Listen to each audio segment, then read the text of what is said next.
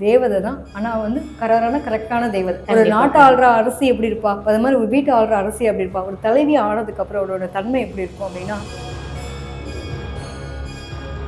பிடிவாத ஜாஸ்தி. நீங்கள் என்னை வந்து தூக்கி போட்டீங்கல்ல, நான் உங்க முன்னாடி வாழ்ந்து காட்டுறேன். அந்த பிடிவாத குணம். ஸோ ஒரு குடும்பத்தை எந்த இடத்துலையே எங்கே வாய்ஸ் ரைஸ் பண்ணணும், எங்கே வாய்ஸை கம்மி பண்ணணும், யாரை எங்கே எந்த இடத்துல வைக்கணுன்றது வினத்துக்கு ரொம்ப நல்லாவே தெரியும்.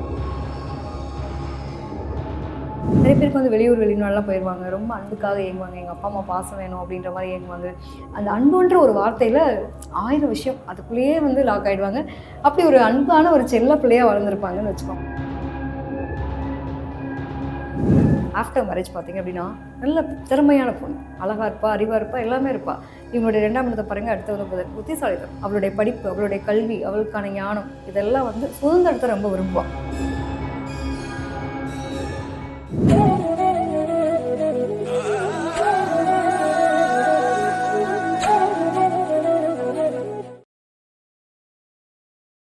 வணக்கம் மேம். வணக்கம்ப்பா மேம். இன்னைக்கு ஒரு இன்ட்ரெஸ்டான ஒரு விஷயத்தை பற்றி தான் நம்ம பேச போகிறோம்னு நினைக்கிறேன். பிஃபோர் அப்படிங்கும்போது எல்லா பெண்களுமே டேடிக்கு வந்து டாடி லிட்டில் பிரின்சஸ் மாதிரி இருக்காங்க. அம்மாவுக்கு வந்து ஒரு மகாலட்சுமியே எனக்கு பிறந்துருச்சுடா அப்படின்னு சொல்லியிருக்காங்க. ஆனால் இந்த ஆஃப்டர் மேரேஜ் அப்படிங்கும்போது இவ்வளோ அது இப்படி பேசுகிறா, அப்படி நடந்துக்கிறா அப்படிங்கிற ஒரு விஷயம் இருக்குல்ல. இந்த பிஃபோர் ஆஃப்டர் அப்படின்னு ஒன்று ஒவ்வொரு ராசிக்குமே மாறுமா, இல்லை எல்லாருமே ஒரே மாதிரி தான் இருப்பாங்களா மேம்? பொதுவாக வந்து பெண்கள் அப்படின்னாலே வந்து புரியாத புதிர் தான். எப்போ எப்படி இருப்பாங்கன்னே தெரியாது. பெண்கள் மனசு மட்டும் அது அப்படிதான்ற மாதிரி இருக்கும். பொதுவாக நம்ம வீட்டில் வளரும்போது பார்த்தீங்க அப்படின்னா செல்ல பிள்ளைலாம் வளருவாங்க இல்லையா. நிறைய பேருக்கு வந்து அப்பா பிள்ளை அது என்னமோ அப்பாவுக்கும் பொண்ணுக்குமான ஒரு பாண்டிங் பயங்கரமாக இருக்கும். அது மாதிரி இன்னொரு வீட்டுக்கு போகும்போது இன்னொரு வேறு விதமாக இருக்கக்கூடிய நிலை இருக்கும். அந்த குணாதிசயங்கள் அப்படின்னு எடுத்துக்கும் போதே வந்து நிறைய டிஃபர் ஆகும். முன்னாடி பின்னாடி அப்படின்ற மாதிரி, அதாவது திருமணத்துக்கு முன் திருமணத்துக்கு பின் அப்படின்ற மாதிரி எடுத்துக்கலாம். ஏன்னா நிறைய பிள்ளைங்களுக்கு தன்மைகள் நான் நிறைய மாறுபடுறதை நான் பார்த்துருக்கேன். கண்டிப்பாக. ஸோ அதை போய் பார்க்கும்போது இந்த பெண்களை பற்றி பொதுவாக வந்து நிறைய பிள்ளைங்க டீனேஜில் இருக்க பிள்ளைங்களுக்கு ஒரு பெரிய குழப்பம். நான் என் லைஃப் எப்படி தான் இருக்கும், நான் இப்படி தான் இருப்பேனா அப்படின்னு எல்லாருக்கும் ஒரு கற்பனை இருக்கும் இல்லையா.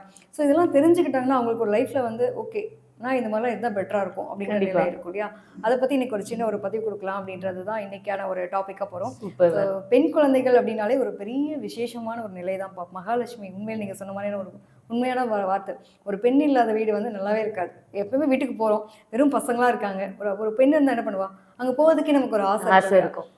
வந்தோடனே வாங்க தண்ணி கொடுங்க, அது என்னதான் பசங்க கொடுத்தாலும் ஒரு பெண் பிள்ளை பண்ணும்போது அது ரொம்ப விசேஷமாக ரொம்ப ஹாப்பியான ஒரு மொமெண்ட் அனுபவிக்கும்.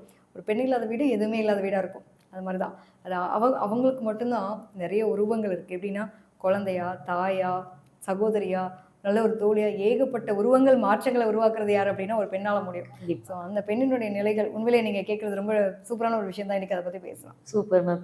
ஸோ ராசி மேஷ ராசி பெண்கள் வந்து பிஃபோர் எப்படி இருப்பாங்க, ஆஃப்டர் எப்படி இருப்பாங்கள தாண்டி எப்படி இருக்கும் அப்படின்னு தான் கேட்குறோம். எப்படி இருக்கும் அவங்க வாழ்க்கை? நிச்சயமா. அதாவது எப்பவுமே வந்து மேச ராசினாலே வந்து இந்த பொண்ணு எப்படி இருப்பா அப்படின்னா வேகமாக இருப்பா, துடிப்பாக இருப்பா, தைரியமாக இருப்பா, எதுனாலும் சரின்னு ஒரு ஆணுக்கு நிகரான ஒரு பெண்ணாக இருப்பா.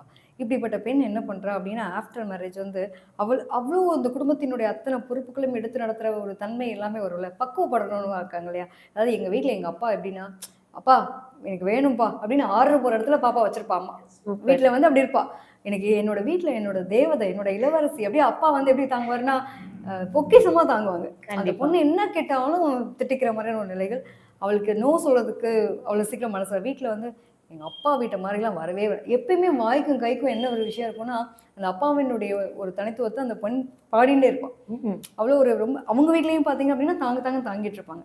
அப்படியே கல்யாணம் பண்ணி கொடுப்பாங்க. அந்த பொண்ணு எப்படி இருப்பான்னா அந்த ஒரு குடும்பத்தை வழிநடத்துகிற ஒரு மகாராணி மாதிரி. இப்போ இளவரசிக்கும் மகாராணிக்கும் டிஃப்ரென்ஸ் இருக்குது. இப்போ இளவரசின்னா என்னென்னா அவ்வளோ பெருசாக இது இல்லை, அவர் ஜாலியாக இருக்கிற மாதிரி இருக்கும். மகாராணின்னு அந்த பொறுப்பு எடுத்துக்கக்கூடிய நிலை. அப்போ இப்படி இருக்கிறப்பல கரெக்டாக பார்த்தீங்க அப்படின்னா, ஏன்னா இது வந்து எதை வச்சு சொல்கிறோம் அப்படின்னா 2ஆம் இடம்ன்றது குடும்பத்தை குறிக்கக்கூடிய ஒரு அமைப்பு. அப்போ 7ஆம் இடம்ன்றது நமக்கு களத்திர ஸ்தானத்தை குறிக்கக்கூடிய அமைப்பு. அப்படி பார்க்கும்போது இந்த பெண் என்ன பண்ணுவா அப்படின்னா தாய்க்கு தாயா, சேய்க்கு சேயா, அதே மாதிரி ஒரு குடும்பத்தை அழகாக வழிநடத்தக்கூடிய ஒரு நிலை. என் பொண்ணா அவ்வளோ ஜாலியாக இருப்பா, திமுறாக இருப்பா, இவளுக்கு அதெல்லாம் தெரியாது, ஆனாலும் இப்பயும் கரெக்டாக இருக்கா, ஒரு குடும்பத்தை நிலைநிறுத்துறா. அது பெரிய பார்க்கப்பட வேண்டிய விஷயம். ஸோ நிறைய பேர் பார்த்திங்கன்னா அந்த கோவம்லாம் தழிஞ்சு எந்த இடத்துல கோவப்படணும், எந்த இடத்துல நிதானத்தோடு செயல்படணும் அப்படிங்கிற நிலமையில் இந்த பொண்ணு எப்படி இருப்பான்னா அழகாக தேவதை தான். ஆனா வந்து கரெக்டான தேவதை. ஒரு கண்டிப்பா, நாட்ட ஆள்ற கண்டிப்பா. அரசி எப்படி இருப்பா? அது மாரி ஒரு வீட்ட ஆள்ற அரசி எப்படி இருப்பா? ஒரு தலைவி ஆனதுக்கப்புறம் அவளோட தன்மை எப்படி இருக்கும் அப்படின்னா, இந்த கோவமும் எல்லாமே ஒரு நேர்மைத்துவத்தையும், நம்மளோட கடமை அப்படிதான் இருக்கணும் அப்படின்னு வாழ்க்கைய நிறைய வாழக்கூடிய ஒரு பெண்ணா இருப்பா. Super ma'am. ஸோ இந்த இதுவே வந்து நெறைய பேத்துக்கு இது நான் தானா அப்படின்னு சொல்லி ஒரு டவுட்டே இருந்திருக்கும். ஸோ மேஷ ராசியோட ஆஃப்டர், பிஃபோர் அப்படிங்கிறது வித்தியாசம் அப்படிங்கிற விஷயத்த நெறைய சொல்லியிருக்கீங்க. ஸோ 2வது ரிஷபம். ஸோ இவங்களுக்கு வந்து பிஃபோர் எப்படி இருக்காங்க? ஆஃப்டர் எப்படி நான் சேஞ்ச் ஆவேன் அப்படின்னு ஒரு விஷயம் இருக்குல்ல. எப்படி மேம் அவங்களுக்கு இருக்கும்? நிச்சயமா. பொதுவா வந்து பார்க்கும்போது இந்த ரிஷபம் அப்படின்னா, ரிஷபத்தில பிறந்த பிள்ளை எப்படி இருப்பாங்கன்னா, பார்க்கறதுக்கே அழகா இருப்பாங்க. வசீகரமா இருப்பாங்க. அதுங்களும் இந்த சொல்லுவாங்களே, அந்த பெட்டியா இருக்கிற மாரி ஒரு பொம்மை இருந்துச்சுன்னா கூட தூக்கி வச்சு கொஞ்சிட்டு விளையாடிட்டு இருப்போம்ல, அந்த மாதிரி ரிஷபத்தில பிறந்த பெண் பிள்ளைகள்லாம் எப்பவுமே ஜாலியா இருக்கணும்னு எதிர்பார்ப்பாங்க. அவங்களுக்கு அந்த கஷ்டம், சும்மா இருப்பா நமக்கு அதெல்லாம் பிடிக்கவே பிடிக்காத வார்த்தை. ஜாலியா இருக்கோமா, மனசுல நினைக்கிறத செய்யணும். அழகா எப்பயுமே வந்து இந்த ஏதாவது சொல்லிட்டே இருக்கிறது, குறை சொல்றா பிடிக்கவே பிடிக்காது. அந்த மாரியான ஒரு நிலை தான் இவங்கள பொறுத்தவரைக்கும். கொஞ்சம் கோவம் வரும். ரொம்ப சென்சிட்டிவான சில விஷயங்கள் இவங்க கிட்ட இருக்கும். எப்பயுமே அப்பாக்கிட்ட வந்து இந்த "அம்மா ரொம்ப பண்றாப்பா.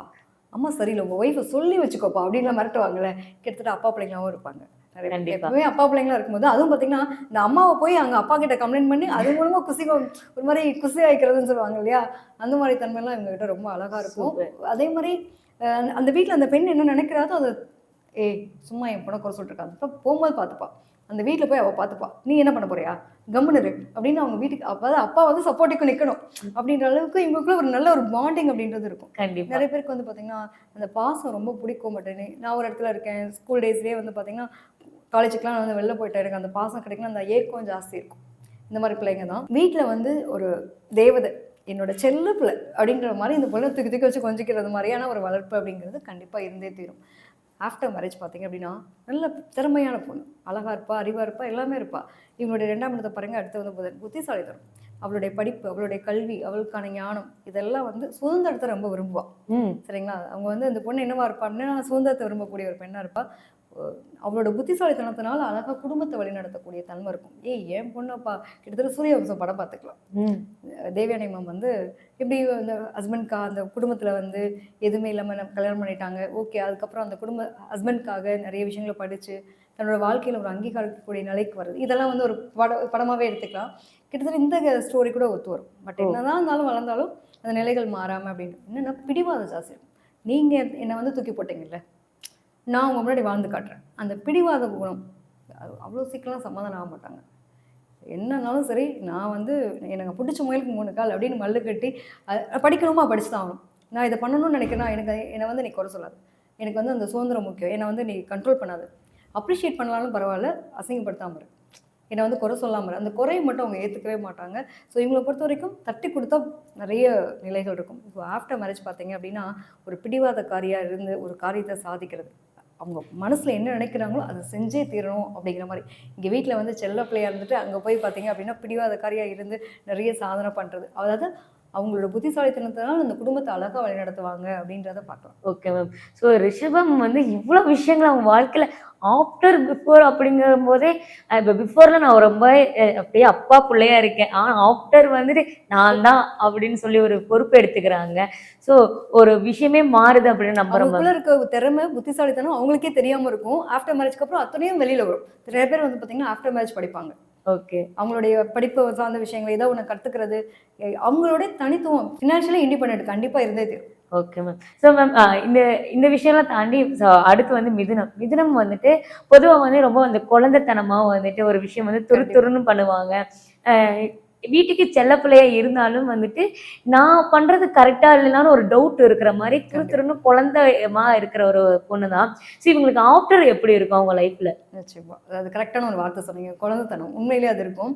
என்னன்னா, மிதுனத்த பொறுத்தவரைக்கும் மிதுனத்தில பிறந்த பெண் பிள்ளைகள் எப்படி இருப்பாங்கன்னா, புதன் அதிபனா நெறைய வந்து இந்த ரொம்ப செல்லத்தனமா இருக்கிறது. அதாவது குழந்தைத்தனமா விளையாடுறது, நக்கல், நையாண்டி இதெல்லாம் பேசுறது, கிண்டல் பண்றது, கேலி பண்றது, ரொம்ப ஜாலியா போறது.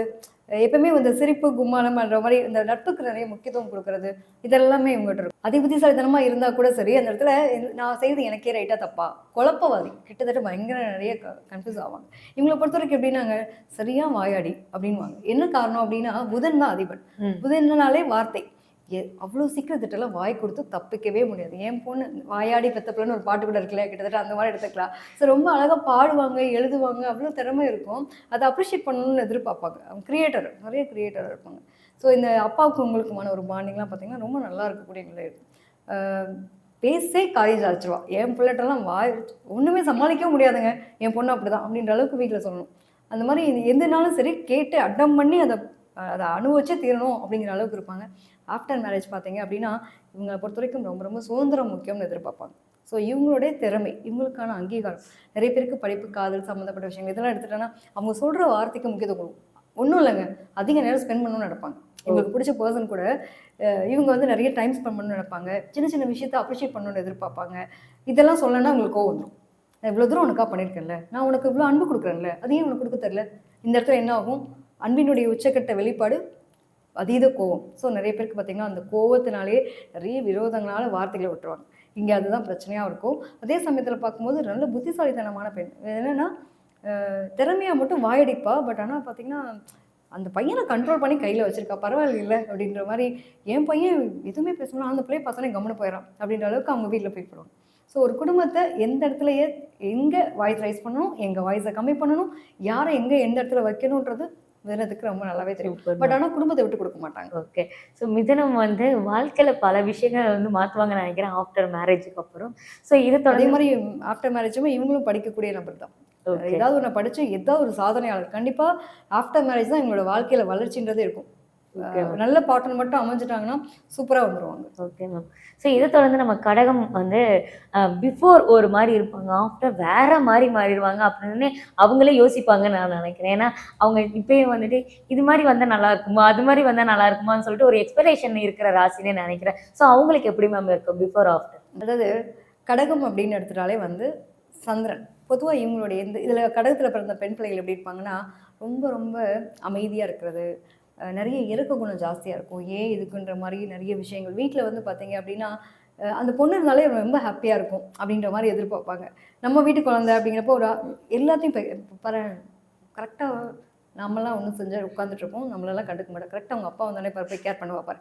என்னப்பா தண்ணி குடிக்கிறீங்களா, காஃபி குடிக்கிறீங்களா, என்ன வேணுமோ பார்த்து பார்த்து பண்ணுவோம். இதெல்லாம் நம்ம கை சேர்க்க தெரியாதுன்ற மாதிரி மற்ற பிள்ளைங்களாம் வைப்பாங்க. இந்த பெண் பிள்ளைகளை பொறுத்த வரைக்கும் இந்த பாண்டிங் வந்து அப்படி ஒரு நிலை இருக்கும். அந்த வீட்டில் வந்து ரொம்ப செல்ல பிள்ளையாகவும் இருப்பாள், அதே சமயத்தில் பொறுப்பான பிள்ளையாகவும் இருப்பாள், எல்லாருக்காகவும் எல்லாத்தையும் கிவராக இருப்பாள். நிறைய பேர் பார்த்திங்கன்னா எங்கள் அம்மா அப்பா நல்லா இருக்கணும், அதுக்காக நான் இதை விட்டு கொடுக்குறேன். அந்த மாதிரி விட்டு கொடுக்கக்கூடிய நிலையெல்லாம் வந்து ஒரு நல்ல ஒரு அன்பு நிலையை சார்ந்த விஷயங்கள் எங்களுடைய மனம் இருக்கும். நிறைய பேருக்கு வந்து வெளிநாடுலாம் போயிடுவாங்க, ரொம்ப அன்புக்காக ஏங்குவாங்க, எங்கள் அப்பா அம்மா பாசம் வேணும் அப்படின்ற மாதிரி ஏங்குவாங்க. அந்த அன்புன்ற ஒரு வார்த்தையில் 1000 விஷயம் அதுக்குள்ளேயே வந்து லாக் ஆகிடுவாங்க. அப்படி ஒரு அன்பான ஒரு செல்ல பிள்ளையாக வளர்ந்துருப்பாங்கன்னு வச்சுக்கோங்களேன். ஓகே. இந்த பொண்ணு வந்தால் தான் எங்கள் வீட்டில் குதூகலம், அந்த பிள்ளைக்காக வெயிட்டிங், இப்படா வருவேன் அவனுக்காக காத்துட்ருக்கோம் அப்படின்னு ஒரு நம்ம வீட்டில் நம்ம ஒரு வீட்டுக்கு கெஸ்ட்டாக போனால் கூட சரி, நம்ம வரோம் அப்படின்னோடனேவும் நாங்கள் எதிர்பார்த்துட்டு இருப்பாங்களே, எப்போ வருவேன்னு உனக்காக காத்துட்ருக்கேன், எப்போ வருவேன், வந்துட்டியா, எந்த இடத்துல இருக்க, இறங்கிட்டியா, இப்படி ஒவ்வொருத்தரும் கேட்கறதுக்கு ஒரு ஆள் இருக்குல்ல. கண்டிப்பாக அந்த மாதிரியான ஒரு அன்பு நிலையில் இவங்களை எல்லாரும் தேடுவாங்க. ஒரு அவ்வளோ அழகாக ஒரு இருக்கக்கூடிய ஒரு பெண் தான். அவ்வளோ சாந்த ஸ்வரூபியாக எல்லாத்தையும் அமைதியாக எல்லாத்தையும் அப்சர்வ் பண்ணுவாள். ரொம்ப லோன்லியாக இருப்பாள், தனிமையாக இருப்பாள், அவ்வளோ விஷயங்களா. ஆனால் எல்லாருக்கும் அந்த பிள்ளை எல்லாருக்கும் பிடிக்கும். அப்படின்னு நிலையில் இருக்க பிள்ளை தான் ஆஃப்டர் மேரேஜ் பார்த்தீங்க அப்படின்னா உள்ளே வந்து நான் எப்படி இருந்தேன்னா இப்படி ஆகிட்டேன்ற மாதிரி நிறைய கோவம் ஆத்திரம் வரும். எங்கள் வீட்டில் இருக்க வரைக்கும் அந்த பிள்ளை கோவமே படாதுங்க, ரொம்ப ரொம்ப நல்ல பிள்ளையா இருந்துச்சு. எப்படி இவ்வளோ கோவம் ஆத்திரம் வருது, ஏன்னா பொறுப்புகள் அதிகமாக. திடீர்னு பார்த்தீங்கன்னா ரொம்ப சாஃப்டாக இருந்த ஒருத்தவங்க வந்து நிறைய ப்ரெஷர் வரும்போது கொஞ்சம் கோவம் ஆத்திரம் படுவாங்களே. ஆனால் என்னன்னாங்க இதில் ஒரு ஹைலைட்டு, ஒன்றுமே தெரியாத பிள்ளையாக இருந்துச்சு, இந்த பிள்ளையா இவ்வளோ பண்ணுதுன்ற மாதிரி இவங்களுக்கு இருக்க திறமை வந்து ஆஃப்டர் மேரேஜ் தான் தெரியும். அந்த இடத்துல என்னென்னா ஒரு திடீர்னு ஒரு கம்ஃபர்டபுளாக இருந்துட்டு ஒரு வாழ்க்கையில் திடீர்னு ஒரு பெரிய பொறுப்பத்தை கொடுக்கும்போது நமக்கு அன்கம்ஃபர்டபுளாக ஃபீல் பண்ணுவோம்ல. அப்போ நம்மளோட இயலாமையின் வெளிப்பாடு ஆத்திரம், கோவம் வெளிப்படுத்துறது இது எல்லாமே இவங்ககிட்ட இருக்கும். பட் அதே சமயத்தில் எங்கள் வீட்டில் இருக்க வரைக்கும் அந்த பொண்ணு கிட்டத்தட்ட நம்ம இதுக்கும் சூரியவம்சமாக எடுத்துக்கலாம். இட்லி உப்புமா பண்ணி கொடுப்பாங்க அவங்க அப்பாவுக்கு கூட. என் பொண்ணுக்கு இதெல்லாம் என்னன்னு கூட எனக்கு தெரியாது, தெரியுமா, அது மாதிரி தான். ரொம்ப ரொம்ப சாஃப்டான ஒரு பொண்ணு தான். பட் இவ்வளோ தூரம் ஒரு குடும்பத்துக்காக, அதுவும் பார்த்திங்கன்னா மரியாதை ரொம்ப முக்கியம்.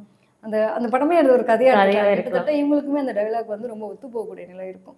இந்த சுயமரியாதை, கௌரவம் இதெல்லாம் வந்து பார்த்தீங்கன்னா இது எங்கள் வீட்டில் என்னோட வீட்டோட வளர்ப்பு அப்படிங்கிறத சொல்லி பெருமைப்படுவாங்க. சூப்பர். நான் இப்படி இருந்தேன், ஆனால் எனக்குள்ளே இருக்க திறமையை எடுத்துகிட்டு வந்தது என் ஹஸ்பண்ட். என்னோட குடும்பம்ன்றது இப்போ இது எனக்கு 2 குடும்பம் 2 கண்ணு மாதிரி அப்படின்ற நிலையெல்லாம் பார்த்தீங்கன்னா சூப்பர் மேம். ஸோ இந்த விஷயங்கள்லாம் பார்க்கும்போது அப்பா இவங்களுக்கு தான் இப்போ வாழ்க்கை அப்படியே ஒரு மாதிரி நல்ல விஷயங்களா மாறிட்டு இருக்குமோ, இவங்க இப்போ வந்து இவங்களே பார்ப்பாங்க ஒருவேளை நம்ம இப்படி மாறிடுவோமோ அப்படின்னு அவங்களே நினைப்பாங்கன்னு நினைக்கிறேன். இது என்னன்னா எல்லாருக்குமே அந்த கம்ஃபர்ட் ஜோன்ன்றப்போ அது மாதிரி இருக்கும். என்னன்னா 2ஆம் இடம் வந்து சூரியனோட வீடு. அப்போ பொறுப்புகள் நிறைய எடுத்துக்கக்கூடிய தன்மை இருக்கும். குழந்தைகளுக்காக நான் நிறைய மெனக்கிடுறேன். எனக்கு வேலைக்கு போகவே பிடிக்காது. எங்க வீட்ல இருக்க வரைக்கும் என்ன வேலைக்கு வேணாம்னாங்க. பட் ஏன்னா என் ஹஸ்பண்ட் வந்து என்ன வேலைக்கு போகணுன்றாரு. இந்த மாதிரி விஷயங்கள். நிறைய பேருக்கு பார்த்தீங்கன்னா எனக்கு அப்போ தான் கவர்மெண்ட் ஜாப்பே கிடைச்சது. After marriage government job Wow. கனவா இருந்துச்சு. எனக்கு கிடைச்சது அப்போ நான் யூஸ் பண்ணிக்கிறேன். இப்போ எனக்கான திறமை எப்போ கிடைச்சுன்னா ஆஃப்டர் மேரேஜ் அப்படின்னு சில Super. பொறுப்புகள்.